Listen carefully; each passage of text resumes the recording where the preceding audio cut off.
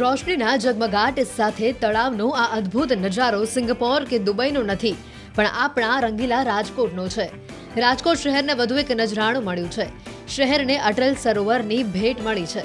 136 કરોડના ખર્ચે નિર્માણ પામેલા અટલ સરોવરને રંગેચંગે જનતા માટે ખુલ્લું મૂકવામાં આવ્યું. ભવ્ય લાઇટ એન્ડ સાઉન્ડ શોની સાથે અટલ સરોવરનું ઉદ્ઘાટન કરવામાં આવ્યું. મ્યુઝિક, ડાન્સ અને અવનવા કરતબો કરવામાં આવ્યા.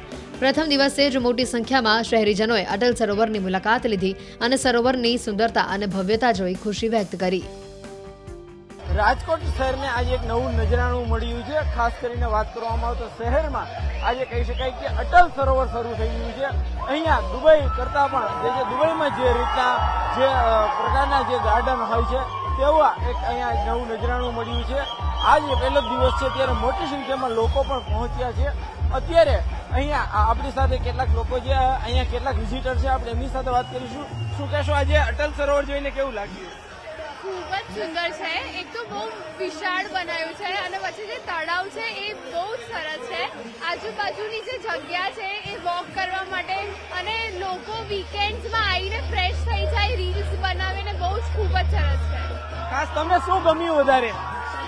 મને સૌથી વધારે તળાવ ગમ્યું. પછી જે ચોખ્ખાઈ છે અહીંયા એ બી બહુ સરસ છે અને રાજકોટમાં પહેલું આવું તળાવ છે તો મને અહીંયા બધું જ બહુ ગમ્યું. ઇવન અહીંની રાતની જે લાઇટિંગ છે, ડેકોરેશન છે એ બી બહુ ફાઇન છે. ખાસ કરીને દુબઈમાં આવું જોવા મળતું હોય છે, હવે રાજકોટમાં જોવા મળી રહ્યું છે. હા, એટલે હવે આપણું ઇન્ડિયા બી ડેવલપ થાય છે તો સાથે સાથે રંગીલું રાજકોટ બી ડેવલપ થાય છે તો એ ખૂબ જ સારું છે. અહીંયા જે છે લોકો છે મોટી સંખ્યામાં પહોંચ્યા છે.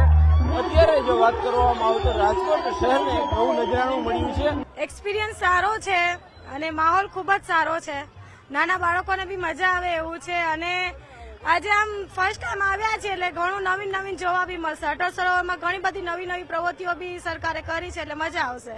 બહુ જ વધારે ખુશી છે, ફરવાની બહુ મજા આવશે અને બાળકોને બી બહુ મજા આવશે. અહીંયા એક ફરવાનું નવું સ્થળ મળ્યું છે. નવું સ્થળ મળી ગયું છે. રેસકોર્સ એક હતું, 2 થઈ ગયા.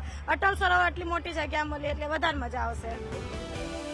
136 કરોડના ખર્ચે બનેલું અટલ સરોવર 2,93,457 ચોરસ મીટર વિસ્તારમાં ફેલાયેલું છે.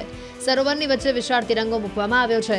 અટલ સરોવરની ફરતે landscape garden, botanical clock, boating, laser show, cycle track, walkway, parking સહિતની અનેક સુવિધાઓ છે. આ સરોવરમાં પ્રવેશ માટે મોટી વયના લોકો માટે 25 રૂપિયાની ફી રાખવામાં આવી છે, જ્યારે બાળકો માટે 10 રૂપિયા ટિકિટ રાખવામાં આવી છે. આગામી દિવસોમાં નવી રાઇડ્સ, ટોય ટ્રેન પણ શરૂ કરાશે. બહારની કન્ટ્રીઝમાં જેમ જોઈએ એમ આપણા દેશમાં, આપણી સિટીમાં, આપણા રાજકોટમાં સૌથી મોટું તો ફ્લેગ માસ્ક છે જે 110 મીટરથી વધારે ઊંચું છે, જે પૂરા ગુજરાતમાં ક્યાંય નથી. ઇન્ડિયામાં આઈ થિંક સેકન્ડ લાર્જેસ્ટ છે. ત્યારબાદ જે 25 એકરના એરિયામાં જે પોન્ડ આવેલું છે એ પણ આઈ થિંક મને એવું છે કે ગુજરાતમાં ક્યાંય નથી. એમાં જે બોટિંગ વ્યવસ્થા છે એ બોટિંગ વ્યવસ્થા પણ ખૂબ સુંદર છે. ત્યારબાદ જે ફેરિસ વ્હીલ છે એ ફેરિસ વ્હીલ ગુજરાત લાર્જેસ્ટ છે. લેઝર શો છે એ લેઝર શો ધાર્મિકને સાથે આપણે એક એન્ટરટેનમેન્ટ સાથે શરૂ કરેલો છે. તો આવા અનેક નજરાણું એવું છે કે જે રાજકોટવાસીઓને આજે ઉપલબ્ધ થયેલું છે.